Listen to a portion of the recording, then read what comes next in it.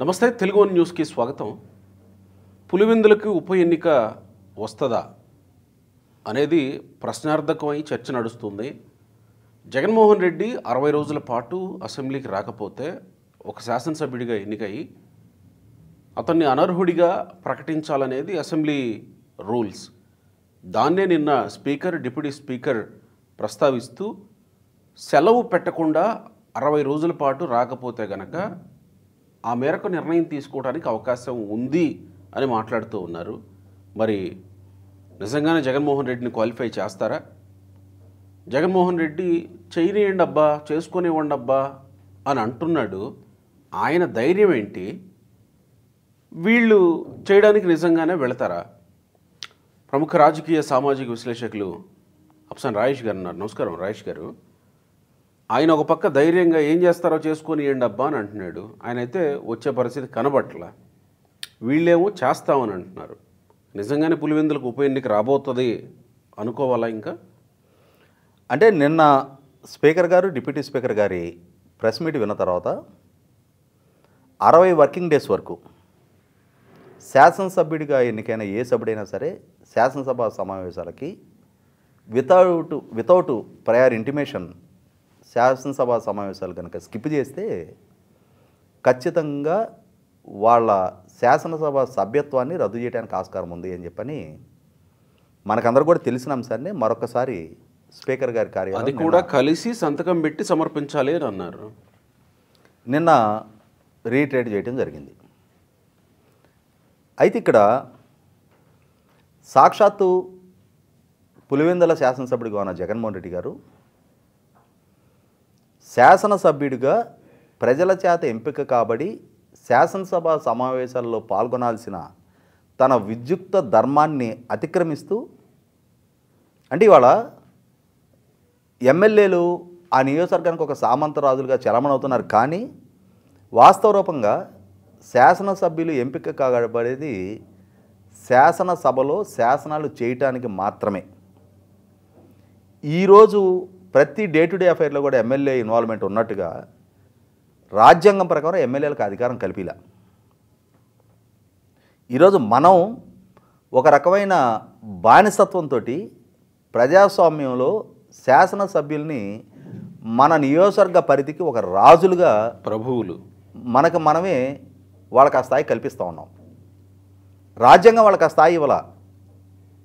వాళ్ళు శాసనసభ సమావేశాల్లో పాల్గొని ప్రభుత్వం ద్వారా ప్రతిపాదించబడ్డ శాసనాలకి సమర్థింపుగానో వ్యతిరేకంగానో చర్చించి నిర్ణయం చేయటమే వాళ్ళ హక్కు. వాళ్ళు అందుకే ఎన్నికవుతూ ఉన్నారు.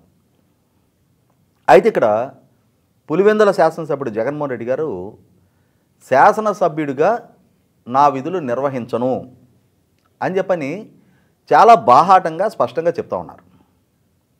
అయితే ఇక్కడ గమనించుకోవాల్సింది ఏంటి అంటే, ఆయన ఆ పార్టీ జాతీయ అధ్యక్షుడు కూడా. అవును. ఆయన ఇంకొక అడుగు ముందుకేసి తాను మాత్రమే సమావేశాలను స్కిప్ చేయకుండా తన పార్టీ నుంచి నెగ్గిన మిగిలిన 10 మంది శాసనసభ్యులను కూడా సమావేశాలు బహిష్కరించే నిర్ణయం తీసుకున్నారు.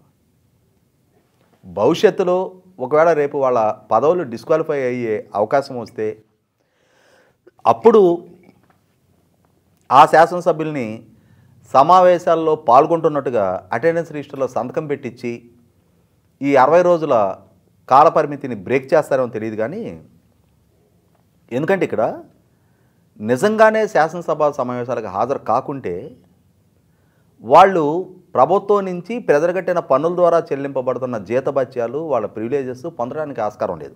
అవి కూడా వదులుకోవాలిగా. కానీ ఇక్కడ వాళ్ళు గుర్రం గుడ్డిదైన దానాకు మాత్రం కొదవలేదు అన్నట్టుగా శాసనసభ్యులుగా శాసనసభ సమావేశాలకు హాజరు కాకున్నా కూడా ప్రజలు కట్టిన పన్నుల ద్వారా అన్ని ప్రివిలేజెస్ పొందుతూ ఉన్నారు. వాళ్ళ గన్మ్యాన్లు, వాళ్ళ వాహనాలు, వాళ్ళ కార్యాలయ ఖర్చు, వాళ్ళ పిఏల ఖర్చు, వాళ్ళ మొబైల్ ఖర్చు. అలాగే మళ్ళీ సర్వసభ సమావేశాల్లోకి వెళ్ళి మాకు ప్రోటోకాల్ ఇవ్వట్లేదు అని అక్కడ గొడవ చేస్తాం. అంటే ఇక్కడ జరుగుతున్నది ఏంటి? నీ అసలు సిస్సలు ఫంక్షనింగ్ని తప్పించి మిగిలిన అన్ని కార్యకలాపాల్లో నేను ఒకడు ఉన్నానని చెప్పని తయారవుతున్నారు. ఇక్కడ ఖచ్చితంగా ఒక కరెక్షన్ అనేది ఏదో ఒక స్థాయిలో మొదలు కావాలి.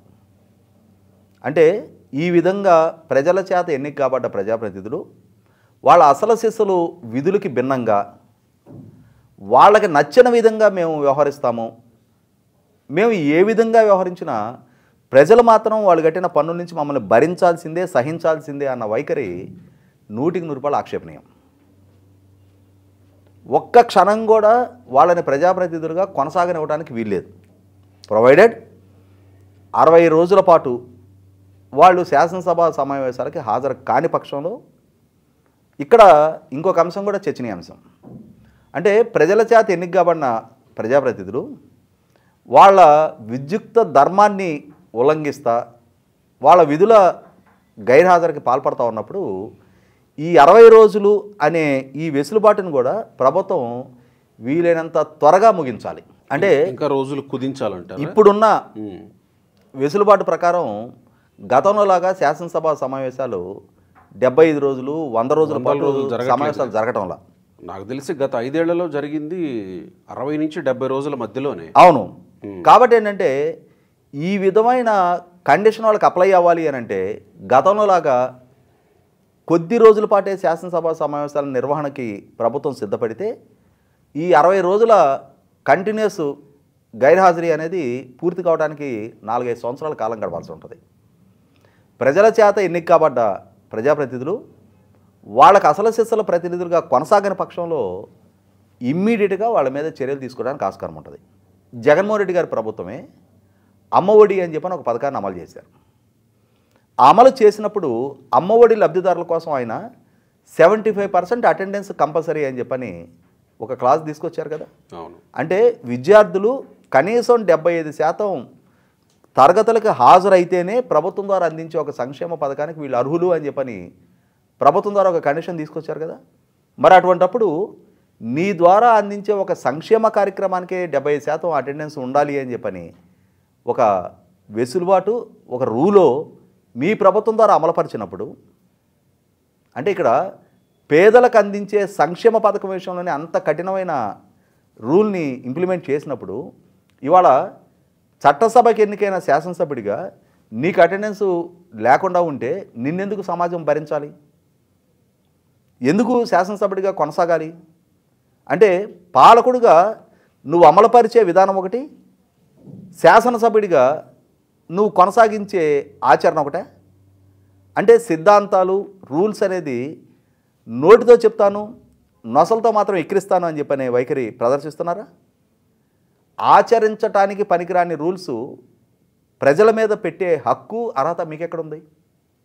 వ్యక్తిగతంగా మీరు ఆచరించరు. ప్రతిపక్ష హోదా అయితే వచ్చే అవకాశం లేదు, ప్రతిపక్ష హోదా ఇస్తేనే వస్తాననేది ఆయన మాట కదా. అంటే ఇక్కడ మనకు ఒక పోలిక మనం తప్పనిసరిగా మెన్షన్ చేసి తీరాలి. మనం గతంలో మహేష్ బాబుది దూకుడు అని ఒక సినిమా చూసాం. ఆ సినిమాలో బ్రహ్మానందానికి సంబంధించిన ఒక ఇంట్లో సినిమా షూటింగ్లు జరుగుతూ ఉంటాయి. ఆ సినిమా షూటింగ్ సందర్భంగా బ్రహ్మానందం తన ఇంట్లో సినిమా షూటింగ్ చేస్తున్న యూనిట్ వాళ్ళతో ఏదో ఒక గిలికజ్జా పెట్టుకొని నా ఇంట్లో షూటింగ్ జరగాలి అని అంటే నాకు మీ హీరోతో పాటు సమానమైన భోజనం పెట్టాలి, నాకు మీ హీరో పక్కనే కుర్చీ వేయాలి, నేను డైలాగులు చెప్పడంలో ఏదైనా తడబడ్డా మీరు డబ్బింగ్లో దాన్ని కవర్ చేసుకోవాలి, ఇలా అయితేనే ఇక్కడ షూటింగ్ జరగడానికి నేను ఒప్పుకుంటానని చెప్పని అడ్డం తిరిగి కండిషన్స్ పెడతా ఉంటాడు. అంటే ఇప్పుడు జగన్మోహన్ రెడ్డి గారు కూడా ప్రతిపక్ష నాయకుడిగా ప్రజలు నీకు ఆ హక్కు అర్హత కల్పిలా. కానీ నువ్వేమంటున్నావు ఇవాళ ముఖ్యమంత్రికి ఎంత టైం ఇస్తే నాకు అంత టైం ఇవ్వాలి, మంత్రివర్గం ప్రమాణ స్వీకారం చేసినాక నాకు ప్రమాణ స్వీకారానికి అవకాశం ఇవ్వాలి, ముఖ్యమంత్రి కాన్వాయ్తో పాటుగా నా కారు కూడా అసెంబ్లీ లోపలికి ఎలో చేయాలి. అంటే దూకుడు సినిమాలో బ్రహ్మానందం క్యారెక్టర్కి నేటి జగన్మోహన్ రెడ్డి గారి వైఖరికి మధ్య ఏం వ్యత్యాసం లేదు. ప్రజలు కూడా ఆ క్యారెక్టరు ఆ అభినయం చూసి బ్రహ్మానందాన్ని తన నటనను చూసి ఎంతగా నవ్వుకున్నారో ఇవాళ జగన్మోహన్ రెడ్డి గారి గొంతెమ్మ కోరికలు విన్న తర్వాత ఇంత అవగాహన రాయిచ్చపు డిమాండ్లు పెట్టడం ఏంటి అని చెప్పని నీకు ప్రజలు 11 స్థానాలే ఇచ్చినప్పుడు 18 స్థానాలు దక్కితే కానీ దక్కని ప్రతిపక్ష నాయకుడి పాత్ర హోదా నీకు ఎలా దక్కడానికి ఆస్కారం ఉంది అని చెప్పని ప్రజలు కూడా దూకుడు సినిమా బ్రహ్మానందంతో పోల్చే నవ్వుకుంటున్నారు జగన్మోహన్ రెడ్డి గారిని చూసి. కానీ జగన్మోహన్ రెడ్డి గారు దాని పరిగణలోకి తీసుకోవట్లేదు. తాను నవ్వుల పాలు అవుతున్నా సరే తాను తన వ్యవహార శైలి చర్చనీయాంశం అవుతున్నా సరే, అన్నిటికన్నా ముఖ్యంగా తన పార్టీ మిగిలిన 10 మంది శాసనసభ్యుల్లో కూడా విపరీతమైన అసంతృప్తి తలెత్తుతున్నా సరే, ఎందుకంటే ఈయన మూర్ఖంగా తీసుకున్న నిర్ణయ పర్యవసానం ఆ మిగిలిన శాసనసభ్యులు కూడా శాసనసభకు హాజరు కాలేకపోతున్నారు. ఆయన పాత్రుడితోటి అంటున్నారంట మిగిలిన ఎమ్మెల్యేలు ఎక్కడన్నా కలిసినప్పుడు, ఏం చేస్తాం సార్ ఆయన నిర్ణయం తీసుకున్నాడు, మేము కూడా బలవుతున్నాం. ఇప్పుడు వాళ్ళల్లో తాడిపత్రి చంద్రశేఖర్ గారు, అలాగే విరూపాక్ష లాంటి వారు మొట్టమొదటిసారిగా శాసనసభకు ఎన్నికైన వాళ్ళు ఉన్నారు. ఇవాళ 175 మంది పోటీ చేస్తే 164 మంది ఓడిపోయి కేవలం 11 మందే నెగ్గిన ఈ 11 మందికి కూడా అరే ఇంతమంది ఓడిపోయి ప్రజలు మమ్మల్ని ఆశీర్వదించారు, కనీసం మాకు ఒక జాబ్ సాటిస్ఫాక్షన్ ఉండాలి కదా, మా పార్టీ ప్రజాప్రతినిధులుగా మా నియోజకవర్గ ప్రజలు మా మీద ఇంతటి నమ్మకం కనపరిచి మిగిలిన వాళ్ళలాగా మమ్మల్ని ఓడించకుండా గెలిపించినందుకు మా నియోజకవర్గ ప్రజలకు న్యాయం చెయ్యాలి అని చెప్పని వాళ్ళలో కూడా అంతర్మతం నడుస్తూ ఉంటుంది కదా. ఏమవుద్ది చివరికి జగన్మోహన్ రెడ్డి గారు ఇలాగే తాను బట్టిన కుందేలకి 3 కాళ్ళు అని చెప్పని పిడివాదంతో వ్యవహరించినప్పుడు ఖచ్చితంగా వాళ్ళ శాసనసభ్యత్వాలు కాపాడుకోవడం కోసమైనా సరే, జగన్మోహన్ రెడ్డి గారు అంటే 1978 నుంచి వాళ్ళ కుటుంబాన్ని ఆదరిస్తూ వచ్చిన నియోజకవర్గం, ఉప ఎన్నికైనా ఏ ఎన్నికైనా సరే నేను ఓడిపోను అనే ఒక ఆత్మవిశ్వాసంతో ఆ నియోజకవర్గం పట్ల ఒక నమ్మకంతో ఉన్నాడు. కానీ ఇక్కడ బెల్ట్ మీద గెలిచిన ఎమ్మెల్యేలు ఉన్నారు, 1000 ఓట్లతో 1200 ఓట్లతో నెగ్గిన ఎమ్మెల్యేలు ఉన్నారు. వాళ్ళ రాజకీయ భవిష్యత్తు అస్థిరంగా మారుతూ ఉంటుంది. కాబట్టి జగన్మోహన్ రెడ్డి గారు తన శాసనసభ పక్షంలో చీలికని అనివార్యంగా ఆయనకైనా సృష్టించుకుంటూ ఉన్నాడు. వాళ్ళ జాబ్ సాటిస్ఫాక్షన్ కోసం శాసనసభ్యులుగా వాళ్ళ నియోజకవర్గ ప్రజల ఆకాంక్షల మేరకు మేమైతే శాసనసభకు వెళ్తాం, పార్టీ అధ్యక్షుడిగా శాసనసభ పక్ష నాయకుడిగా మీకు ఇవ్వాల్సిన గౌరవ మర్యాదలు ఇచ్చాం, మీరు నిలబెట్టుకోవటంలా, నిలబెట్టుకున్నప్పుడు ఇంకా ఎల్లకాలం మీ ఆదేశాలు పాటించి మీ వల్ల ఇప్పుడు ఓడిన 164 మందిలాగా గెలిచి కూడా మేము కూడా శాసనసభ్యులుగా ఆ ప్రివిలేజీ ఆ మర్యాద పొందలేని పరిస్థితి మేమెందుకు సృష్టించుకోవాలి అని చెప్పని ఆ శాసనసభ్యులు కూడా ఒక కఠినమైన నిర్ణయానికి రావడానికి ఆస్కారం ఉంది. ఇప్పుడు వీళ్ళైతే ప్రతిపక్ష హోదా ఇవ్వడానికి సిద్ధంగా లేనట్టే కనపడుతుంది. మరి ఇప్పుడు ఆయన హోదా ఇవ్వకపోతే నేను రాను అని భీష్మించు కూర్చున్నాడు. ఇక డెఫినెట్గా జరగబోయేది అంతే. ప్రస్తుతం ఉన్నటువంటి ప్రభుత్వం నిర్ణయం తీసుకుంటుంది, సీరియస్గా వెళుతుంది, ఈ విషయంలో 60 రోజుల ప్రాతిపదికన పాటిస్తుంది అని అనుకోవచ్చా? అంటే 59వ రోజైనా సరే వచ్చి శాసనసభ్యులు మిగిలిన వాళ్ళు సంతకం పెడతారు. వాళ్ళ రాజకీయ భవిష్యత్తు నేను ఇందాక ప్రస్తావించినట్టుగా 175 మందిలో 164 మంది ఓడి 11 మంది గెలిచిన పరిస్థితిలో జగన్మోహన్ రెడ్డి గారి మూర్ఖత్వానికి వాళ్ళ శాసనసభ సభ్యత్వాలను కూడా పణంగా పెట్టడానికి వాళ్ళు ఎందుకు సిద్ధపడతారు? మరి ఇప్పుడు జగన్మోహన్ రెడ్డి కూడా రాడు అని అనుకోవాలా 59వ రోజైనా? అంటే ఆయన వైఖరి మనకు తెలుసు కాబట్టి రాడు. ఆయనైతే శాసనసభ సమావేశాలకి హాజరవడానికి ఆస్కారం లేదు. ఎందుకంటే ఆయన తనకి తాను ఒక పోరాట ఎదురుగా చిత్రీకరింపబడుతుంటారు, కానీ వాళ్ళ సోషల్ మీడియా ద్వారా వాళ్ళ సొంత మీడియా ద్వారా నిజాన్ని ఫేస్ చేసే ధైర్యం ఆయనకి లేదు. ఇవాళ తన ప్రత్యర్థులకు దక్కిన 164 సంఖ్యాబలాన్ని చూసి భరించగలిగే స్థైర్యం ఆయనకి లేదు. వాళ్ళ ద్వారా లేవనెత్తబడే ప్రశ్నలకి, వాళ్ళ ద్వారా సంధించబడే సవాళ్ళకి సమాధానం చెప్పగలిగే స్థైర్యం ఆయన దగ్గర లేదు. ఇటువంటి పరిస్థితుల్లో చిన్నపిల్లల ఆటల్లో తొండి చేసినట్టుగా ఈ సాకుగా తొండి చేసి సమావేశాలు స్కిప్ చేస్తున్నాడు ఆయన. సో అంతిమంగా జరగబోయేది ఉప ఎన్నికే అనుకోవాలి ఇంక పులివెందులకి.